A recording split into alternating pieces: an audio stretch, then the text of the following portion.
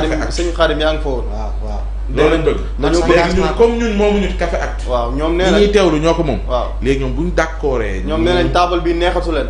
ñu changé décor bi. maanaam du yéenay décider. waaw ñuy décider mooy ñuy seetaan. internet yi. waaw internet yi bu dee d'accord nañ ñu changer. cadre bi. waaw c'est le lieu. ñu wax ko buñ ko waxee fii ak ñuy wàcc ñu xool ni ñu ci ëpp ci ñoom d'accord nañu. waaw boobaa mënuñ ci dara. waaw Bou Kounta day exécuté wu. d'accord. Comlaay ca moomoo. Comlaay. waaw du ma Mamy Samb nag dégg jërëjëf. jox ma balaa may tàmbali journal l'info xam nga man samay mbir nag Pa Ousmane. waaw foo jaar ma dugal sama yëfi bopp. waaw ku nekk ak style am. waaw moom laay tàmbalee. journal l'info gis ngeen ko ni mu yànjee nii dellu si na ci yu bëree bëri ñëw na ci lu jëm ci forêt classée de Mbao le dernier poumon vert de Dakar en sursis loolu am na solo. ñëw na aussi ci yeneen i point altercation entre Serigne Mboup et le préfet Latir Ndiaye. loolu dëgg la ñëw na ci Franc était un monsieur loolu dëgg la waaye Pa Ousmane. waaw li ñu doon wax léegi ci responsabilité wu média lii dafa wax ci des quartiers de Touba et de Kaolack engloutis par des eaux pour illustrer li nga xam ne moom lay wax ci taataaye na ci Touba mu utiliser cette image pour illustration. Coom jox ma beneen image bi ngeen di gis nii Coom jox ma beneen bi voilà lii kañ la c'était le 29 6e mois 2021. 2021 on voit cette même image en 2021 ci ay ndoxutaa yoo xamante ne ni am na est-ce qu'il est permis ci journalisme ngay évoquer que voilà Touba bu fekkee Touba dafa taa en 2025 war nga mën a nekk en mesure am des images de 2025 pour illustrer ko. wala au moins nga bind fii archive. léegi assure dans la dernière partie réservée à l'actu commenté. jërëjëf léegi Comlaay. nee ko jërëjëf image bii nii. waaw na ko conservé bu ñu eggee ci actu commenté. dinañ ko indiwaat ak yeneen vidéo bi ma ko yónnee. d'accord comme ça ñu xamal Sénégal lan mooy presse. jërëjëf merci beaucoup loolu benn passage la bu ñu bëggoon jaar rek pour leeral. ayca Coom ñu dem voilà ñu tàmbalee ak source A mu dellu si itam ci li nga xamante ne ni moom moo xew démb ci diggante. Le maire de Kaolack Serigne Mboup ak ki nga xamante ni itam moom moo di le préfet donc comme à la borne Fontaine le préfet de Kaolack Latir Ndiaye moom moo yëkkati baatub dégagez-moi ça maire bi itam daal di riposter ci riposte bi nee na ko non daal di koy làkk tubaabu doomu daara. dégage-toi làkk na ko tubaabu doomu daara ne ko non. On ne me dégage pas, vous ne pouvez pas me faire dégager, vous pouvez faire dégager tout le monde mais pas moi, je suis une autorité comme vous devez reconnaître vos limites. xëy na waxee ko noonu sax waaye nee na ko dégage-toi intraitable. Serigne Mboup accule le préfet le mot dégagé est lourd je suis une autorité et je pense que ni mu ko waxee noonu la ko pas mal de sénégalais wax ne daal kàddu gu mel noonu rafetul ci penc ma ñuy gis nga ko yëkkati teg ko ci deru nit waxuma la ak ci kilifa gu toll ni Serigne Mboup askan wi fal ko mu dellu si itam ci li nga xam ne moom mooy plan de redressement économique bi nga xam ne présenté nañu ko keroog la santé dans le plan de redressement économique et social la volonté de l'État de céder les terres de Le Dantec les fonds communs dont jouissent certains agents donc mu dellu ci ak yenn mesures yoo xamante ne nii war nañu ko jël ci cadre plan de redressement économique et social moom Cheikh Seck muy wax ne le problème du foncier de l'hôpital Le Dantec ne date pas d'aujourd'hui cela a commencé sous le magistère de Wade pour disposer des terres à l'époque il avait fallu un procédé bien établi li nga xam ne itam moom moo di le premier schéma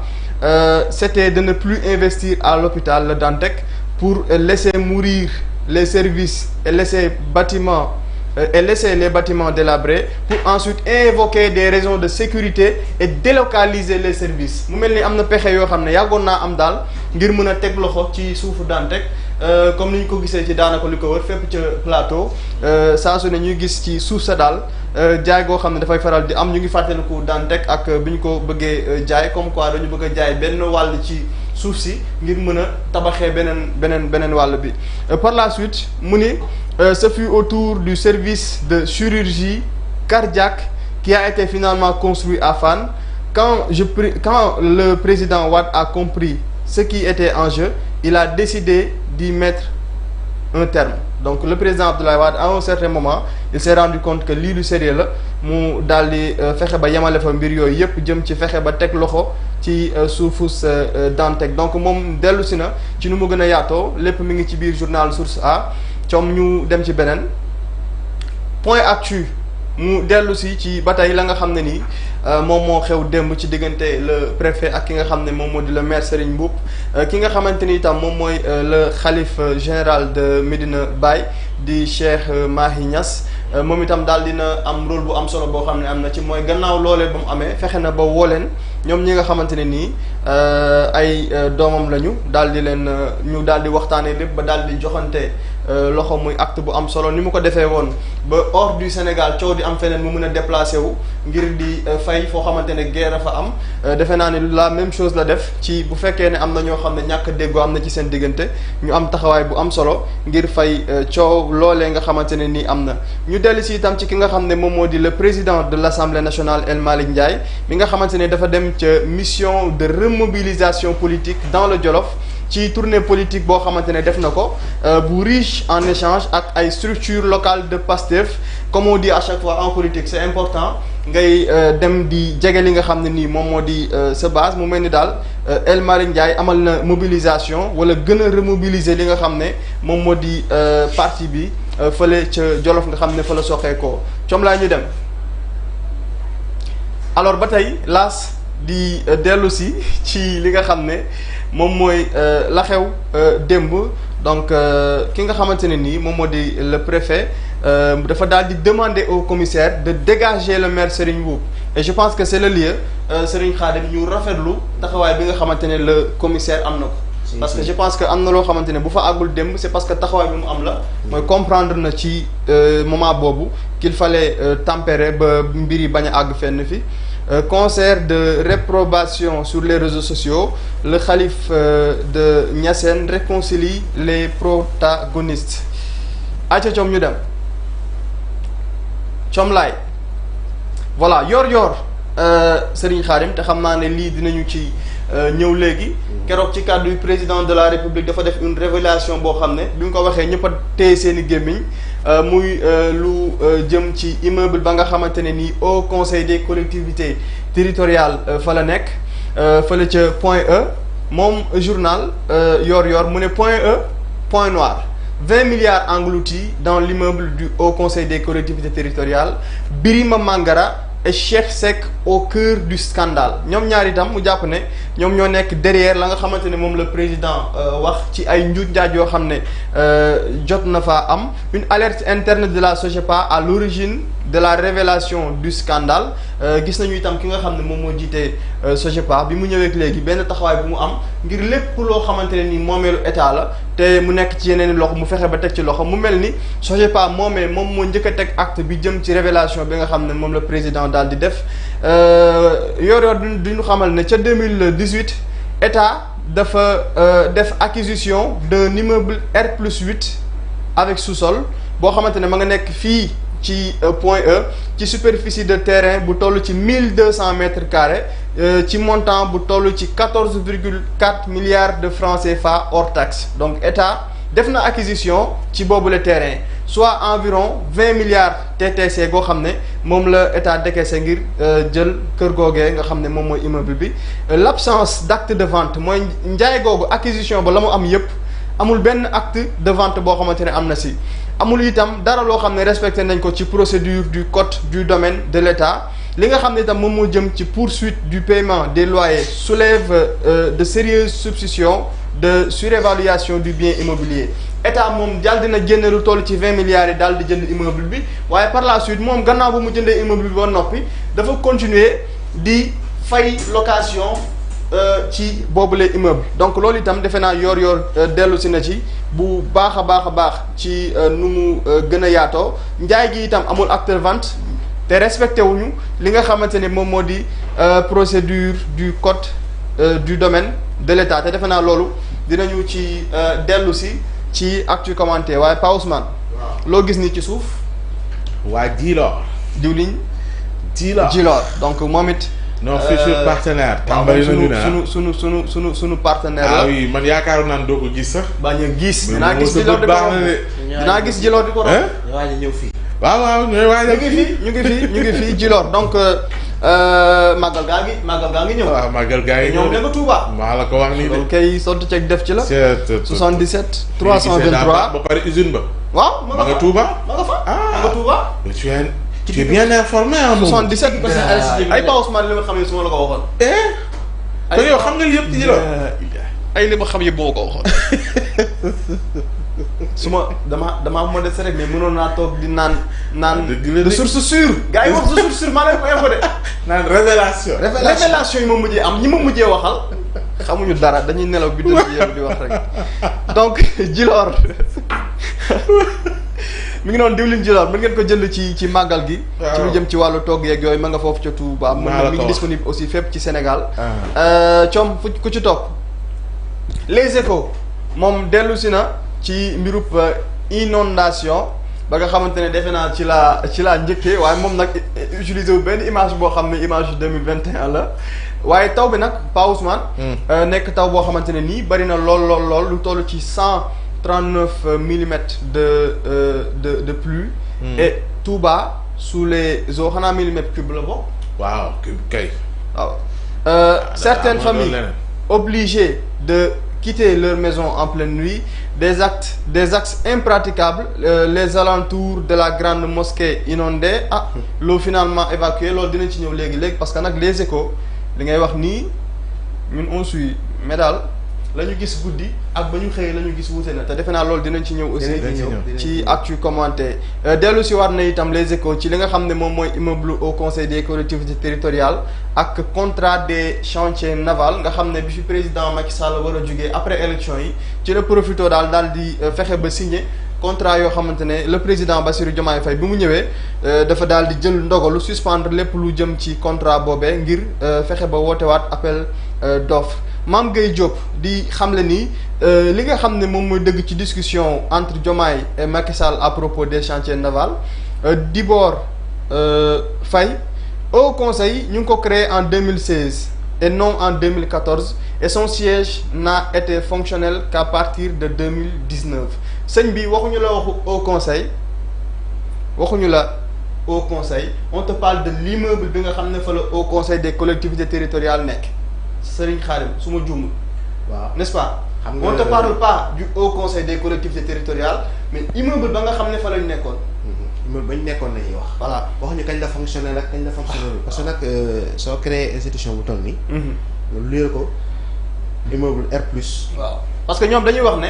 ñoom ñu ngi wax naan immeuble au conseil depuis 2014 alors que au conseil ñu ngi ko créé en 2016. c'est-à-dire nekkul institution bi lañ lay wax waaye bâtiment ba taax ba.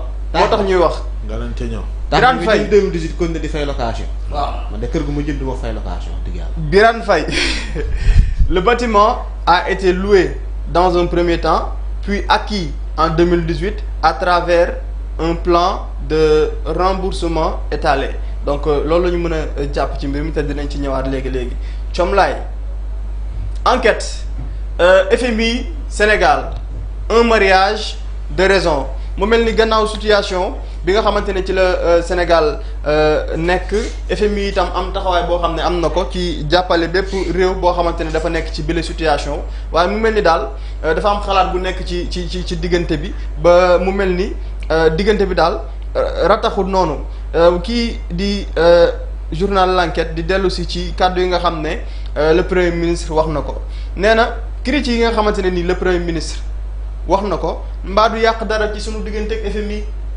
moom loolu la samp comme laaj mu ne su fekkee ne décaissement yee dafa modique mu jàpp ne état dafa soxla li nga xam ne nii moom mooy caution bu fonds bi pour accéder au marché financier muy laaj aussi naka la renchérissement des intérêts sur la dette di yàqee li nga xam ne moom moo di finance yi muy wax aussi que le financement endogène peut-il être une alternative durable enquête laaj na de waaw laaj na de moom question am loolu la mooy ndax financement endogène mën na nekk alternative bu durable bu sax dàkk luy wëy ayca Comlaay Le Soleil dellu si aussi ci lu jëm ci la xew démb Mbao président de la République daal di fa dem waaye moom nag jotewut ak benn préfet. La journée de l'arbre cérébré un peu partout relever le défi du reverdissement parce que nag Pa Ousmane boo seetloo nag Sénégal et le premier ministre dellu si na ci démb. mooy boo seetloo garab yi dafa mel ni bëreetut ci sunu dëkkuwaay yi. te loolu du favoriser dëkkuwaay boo xamante ne nii bu ñu mën a dund ci jàmm lay doon looloo tax le président daal di lancer ab challenge. wax ne dañu war a saxal lu toll ci 1 million d'arbres en 48 heures te dama gëm ne Pa Ousmane warut a yem ci 48 heures. mais lu war a continuer la ci daanaka sax lu atum lëm ak lu ko weesu ñu fexe ba chaque week-end ñu poser des actes ngir fexe ba di saxal maa ngi gis keroog rek fu mel ni par exemple Éthiopie defe naa lu ëpp 2 mbaa 3 millions saxal nañu ko. donc ñooñu comprendre nañ enjeu yi nga xam ne moom moo am ci wàllu garab ba fexe di def effort yooyee. Le Sénégal perd chaque année 11 536 hectares de forêt loolu di ñu delloo ci problème mu la nga xamante ne nii moom mooy garab ya ñuy dagg ci àll bi ak jafe-jafe ya nga xam ne moom lay indi ci wàllu climat. Le premier ministre fële ca Rao moom la mu wax mooy planter un arbre aujourd'hui c'est nourrir demain. donc loolu am na solo ñu taxaw ci bu baax a baax ngir fexe ba saxal bu baax a baax ngir sunu dundin gën a ñoŋ dellu si ne tam ci lu jëm ci élection wu fële ca fédération sénégalaise de football finalement. Abdoulaye Fall daal dina déboulonné Augustin Senghor bi nga xam ne defe naa lu toll ci 19 ans ma nga ca boppu fédération sénégalaise de football te mag ñi mel ni man doy waar. jëloon def seen défi na Augustin tëb finalement. 16 ans Augustin 16 ans.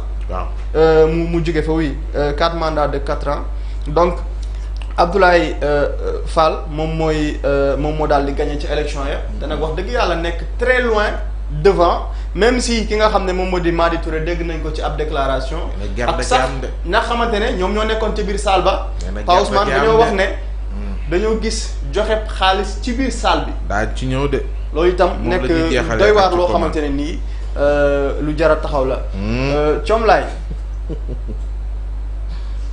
Sud Quotidien ñëw aussi ci mise en œuvre bu plan de redressement économique ñu tuddee ko jubbantikoom menace sur la demande intérieure donc ay leeral yoo xamante ne nii kii di docteur Souleymane Astou Diagne économiste enseignant chercheur à l'université Alioune Diop de Bambey moom li mu xamle mooy ce plan a bouché mon sentiment de voir dans les années à venir une économie sénégalaise résiliente et prospère moom yaakaaram tas na neen su fekkee mën naa ko waxee noonu ndax sentiment bi mu amoon ngir gis ci at yi ñu jëm une économie sénégalaise bu résiliente ak bu prospère moom daal nee na ba mu gisee plan de redressement bi daal dafa mel ni yaakaaram dafa mujj tas da yam ci yow. Les ménages et les entreprises ne peuvent pas supporter une fiscalisation supplémentaire xanaa ma bàyyi kaat suñu xaadim rek sinon dinaa commenter lépp moom nee na les ménages loolu sax mën nga si ñëw léegi les ménages et les entreprises ne peuvent pas supporter une fiscalisation supplémentaire est-ce que keroog ci plan de redressement bi da nga gis ne dañoo teg ay fiscalisation yu supplémentaire ci kaw ménages yi ak entreprises yi. en tout cas man gisuma ko ci de. d'accord gisuma ko ci beneen bi ci des mooy man plan bi ma lire qui fait 37 pages gisuma ci fenn fu ñu au contraire sax dafa nga xam ne ñu koy injecté waat ci ménage yi. jërëjëf loolu laa ci gis parce que parmi les 5600 milliards yi ñu war a dajale en 3 ans. waaw investissement la sax buy delluwaat ci ménage yi. parce que am na sax ay investissement am na sax ay financement social yu ci am. yaa ngi dégg man loolu laa liir. te li ma liir dafa mel ni moom la mu barak loo liir. waaw. mu barak loo.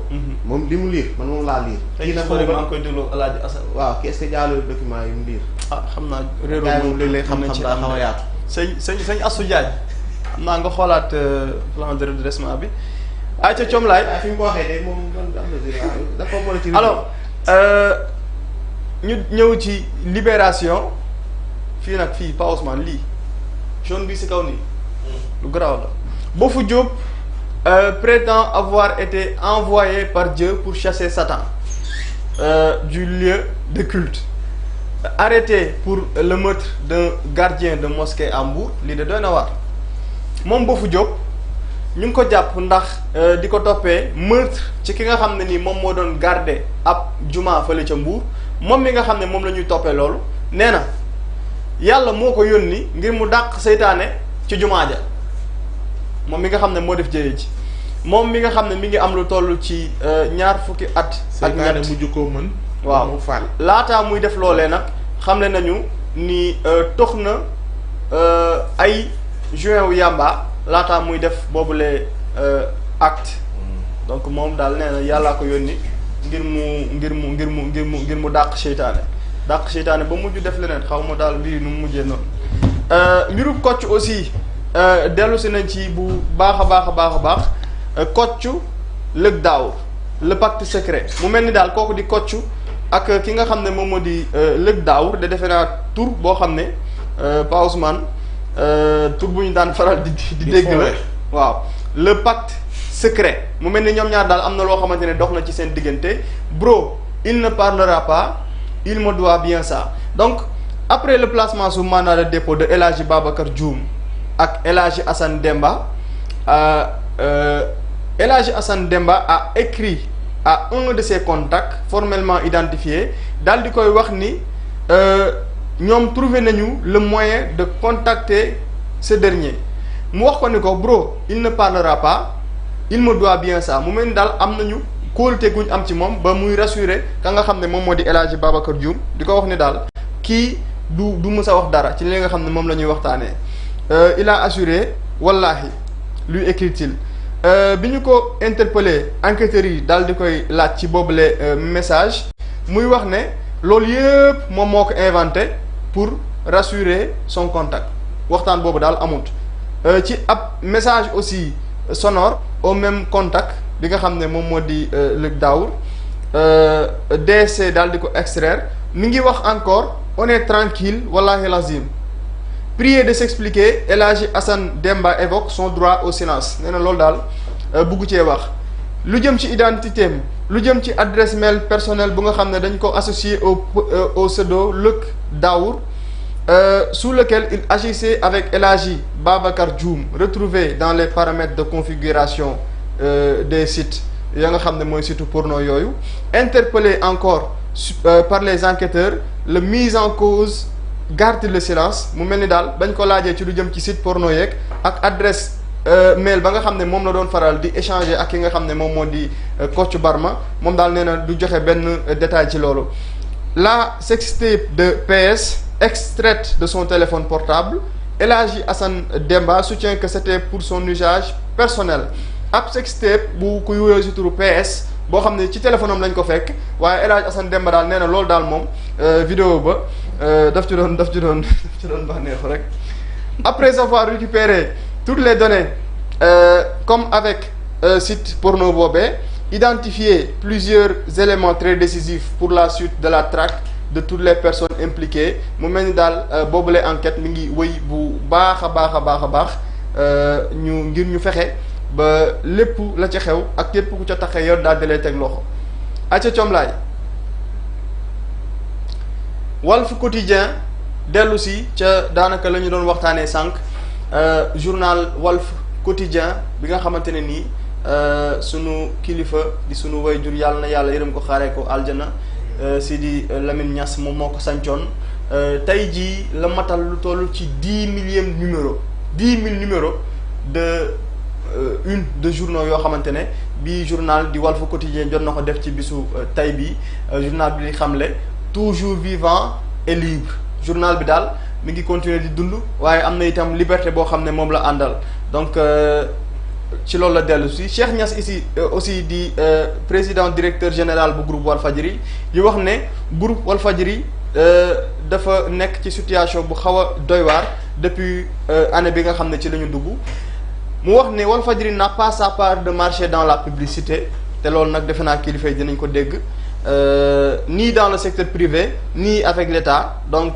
soutien bi nga xam ne moo ci war ak liggéey bi ci war ngir kër googu gën a mën a dox ñu taxaw si bu baax a baax on devra recourir bientôt à des licenciements massifs si les choses n'évoluent pas te ñaan nañ yàlla mbir mi bañ a àgg ci ay licenciements di ci am donc ñu wut ci solution bu baax a baax. Le blocage de l'aide à la presse est imminemment injuste et révoltant donc moom la nga xam ne moom mooy aide à la presse daal defe naa ne ña koy wax bëri na ci presse bi buñ ci mënee gaaw génne ko ba ña nga xam ne ñoom la ñu jàpp ne ñoo conforme ñu mën seetee la jot dina baax. J'exprime ma solidarité au groupe Futurs Médias et surtout à son promoteur monsieur Youssou Ndour muy solidariser wu ak Youssou Ndour ak groupe Futurs Médias coom laa ñu dem.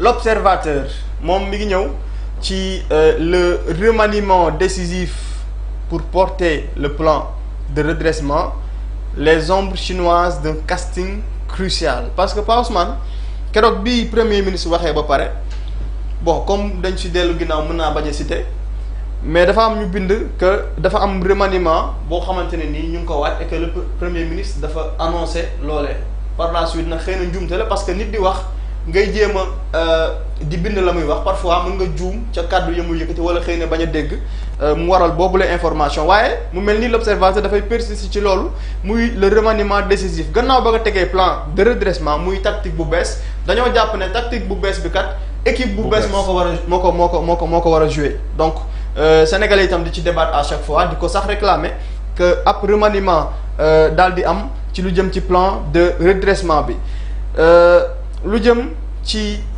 la fin tragique de Mariama Coulibaly di ab mère de famille boo xam ne nii dañu ko daal di dóor daal di ko abandonné daal di ko enterré seul ki nga xam ne moom moo di borom këram bi nga xamante ne nii moom ku violent la daal di daw xale yi tamit nekk ci situation yu précaire muy dellu si itam ci génnuk àdduna ki nga xam ne moom moo di Mariama Coulibaly ci situation yu doy waar. Sûreté urbaine de Dakar Thierno Ndomba dans la tourmente moom ki nga xam ne moom moo di Thierno Ndomba mu am coow loo xamante ne daal ma nga ca takk moom ak ki nga xam ne moom moo di Amadou Ba waxuma bu Pastef de bu nouvelle responsabilité donc coow loolu jëm ci ab plainte pour escroquerie boo xamante ne dañ ko teg ci kaw l'homme d'affaires Thierno Ndomba ki nga xam ne moom moo di l'ex premier ministre wala l'ancien premier ministre Amadou Ba ñu cité ko dans ce dossier de 1,6 milliard de francs CFA qui mêle créances de l'État pouvoir et notariat les dessous troubles d'un feuilleton judiciaire déclenché par Papa Baydi Kane, représentant des héritiers de Cheikh Oumar Kane, dont l'audition est prévue aujourd'hui lundi 4 août. Donc l'Observateur dellu si bu baax a baax kii nag El Hadji Ibrahima Sall la waaye wute nag El Hadji Ibrahima Sall borom costume yu ñaaw yu toog si plateau bi moom wax na ne il faut défendre les institutions. Aïcha Thiomlaye sport Abdoulaye Fall efface maître Augustin Senghor.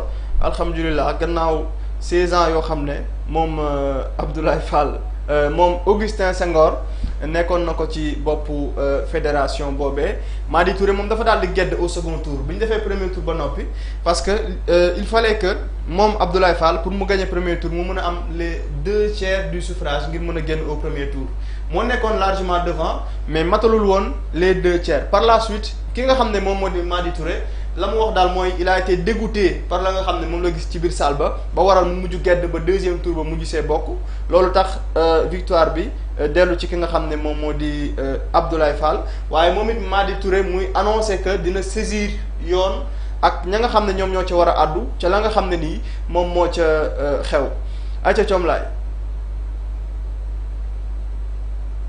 record ñëw ak ñun ci ki nga xamante ne nii moom moo di Franc Eumeu Sène battu en 2 minutes 51 secondes Franc une machine de guerre il vaut mieux que Yékini il fait mieux que Yékini et Modou Lo parce que nag defe naa ni teg la lu toll ci su ma juumut 15 victoire yoo xamante ne nii waaw yoo xam ne nii daanoogul man daal bu fekkoon ne laaj nañu ma suma avis dinaa leen wax daal ni leen Franc mi nañu ko jël suñu bëggee làmb ji ñu ne si jàmm dañ koy jël naxanteeg moom yóbbu ko États-Unis di comp ci suñu budget di ko jox mu ciy dund di MMA foofu di dóor tubaab ya lamb ñi fi nekk ñoom ñu continuer bëri seen bëri si jàmm. lu tax bu doon loolaa leen man non Franc. mais nag moom wala muy bëree par deux. non mais du loolu de mais dina toll fi paa yi toll nii dafa toll ci ba mu faa toll ba mu toll jamono daa fi léegi mu fay toll nag. c'est-à-dire dana def jéeya. non bombardier. mais nag heureusement mais nag Franc boole wu ci soxor. non moom day daane rek. moom day daan moom na jàpp rek. moom day daan rek moom daa day jàpp la rek. parce que ku évoluer lu yàgg la. ci mbappat yi. laataa muy dugg ci arène. en tout cas am na ko sonal ci mbappat yi xamu na bu ko fekkee. Reug Reug ko sonal muy Reug Reug. daan na ko 14 fois mooy bête noire. waaw daan na ko 14 fois 14 fois la ko daan. waaw. léegi nag est-ce que ku nekk sa bête noire. non mais xam nga luy problème bi lii. te moo Reug Reug dana combat ngi seen kanam de. waaw non dañuy daje ji. waaw ñaar foog ñu daje. léegi problème bi kuy jëlaat Franc. nii Lac de Guiers. Lac de Guiers moom pare na. kan moo ko jëlaat ca Pikine. Pikine fan. loolu moom maa fi toogal waa Pikine kenn du ko fa jël. Lac de Guiers nee na pare na. man je trouve que bon Tapha Tine serait un bon adversaire mais xam nga combat parfois comme ay réalité c'est-à-dire popularité bu mbër yi. dafay jouer ci combat ci combat yi nga xam ne moom la ñuy bu dee loolu kon ñaar ñi nga tudd ci yem de Lac de Guiers Tapha Tine moom kenn. voilà c'est ça moo tax d'habitude boo seetloo lamb buy am dañuy miser au moins ci benn mbër boo xam ne am na une certaine popularité pour compenser lu jëm ci côté beneen mbër bi. Comlaay mais pourquoi pas Siteu. Siteu man la leen Siteu lu muy comme bëre. popularité ak Franc. kan lay bëre. Franc la Siteu def. dara neexu la xanaa comme la neexu la. comme la. dama lay laaj. adversaire la. non dama lay laaj ndax Siteu daf la neexul wala. mais nag moom lamb mais nag dafa ndànk nag xanaa Franc bis bi daal ku ko bett moo koy daal. ko kenn foogul moo koy daal. ku koy daal xam naa ni daal. foog nga xam nga boo fànn ko Balla Gaye bi fi nekk ci ascension ba nekk roi des arènes jëlee ko ci Yékini ñoo daan Tapha Tine. waaw bi mu jëlee boobaa jëlee nit ñi doon wax bon waaye kii même pas yi sax nekkoon ci kii bi loolu lañ doon wax. naan da koy dem benn chance daal ko. waaw du ci bëri bi du ci xeex bi du ci dara. te pourtant moo ko mujj daan de. moo ko faree. moo tax ma la yàlla defal attention nag de. yàlla baax. léegi ëmb moom nu muy def. kan ëmb ma seen bon. non day jël benn combat demee ko retraite. il avait dit quand même. ci benn vidéo que France su ma daanee ma bàyyi làmb. alors loolu yooyu waxu mais loolu sax du ma bëree moom la njëkk a wax. waaw loolu nag defe naa ay kàddu yu ñuy faral di je pense que ëmb nag wax dëgg fa yàlla suñu waxantee dëgg rek bokkul ci ñi nga xamante ne nii yor nañu forme ajiman ba war a teel a bàyyi làmb il est encore frais te war na mën a continuer bëri ba ci kanam Comlaay waa tey de waaw kii Odia sa li neexuma de Odia fi bañ de. ni nga kajee Madi c'est-à-dire bu kaje woon Augustin mais Goloko xam nga lan moo neex si élection bi. Goloko amul voix. y'a l'autre damay fàtte turam bi mu amee benn voix salle bi yëpp dañoo jugandoo di tàcc parce que compté nañ pendant des heures amul voix bi ñu jékki-jékkee tudd turam parce que ñi ñu doon cité lii liste bi di gudd yëpp Madi ngay dégg Augustin Ablaye Fall nga doon faral di dégg ensuite Madi Augustin Senghor. mais ñoom ñaar ñi nga xamante ne ñooy Goloko l'autre j'oublie son nom xam naa internet dinañ ma jox turam léegi moom bi ñu ko cité benn yoon salle bi dañoo jug ñoom ñëpp tàccoondoo ci li ñu cité turam benn yoon. Goloko na mu fa toogee ba na mu fa jugee. bon il paraît que Goloko dafa désister. kon moom voix bi mu voté ko xam nañu ko compter. bu dee voté ne kon boppam la de. kenn voté lu ko moo voté lu ko. Goloko il paraît qu'il a désisté il paraît que dafa désister laata élection yi. waaye moom it daal ca zéro ba la yem. Ablaye Fall daal xam naa ne. ndax corruption am na waaw wala déet c'est un autre débat mais lii moom déferlante la woon keroog ci élection ba nga xamante ne nii jot na am. une victoire bu Abdoulaye Fall li si des nag mooy. défi baa ngi fi de surtout transparence et je pense que le ministre des sports dellu si na ci keroog. ci lan la ñu soxla ci ki nga xam ne moo war a jiite. fédération bi ci doxalinu transparence dañ daan gis soppeeku ba doxalin bu transparente mën a am ci biir fédération sénégalaise de football moom ngeen gis noonu madame Khady Diène Gaye ak musóor bu rafet bi. waaw voilà jërëjëf Ba Ousmane. waaw mu mel ni élection yi xewee foofu it ba ca Kaolack mais yàlla baax na. ba ca. xam naa gisoon Kaolack mais yàlla baax na jërëjëf. ana Kaolack foofu. waaw ok waaye yow waaye gisuma ci. moom kay xam naa ñi ci angle bi ñi ci angle bi. 1000 excuses. waaw. Serigne Mboup ak le préfet mu mel ni Serigne yenoon na préfet ba de.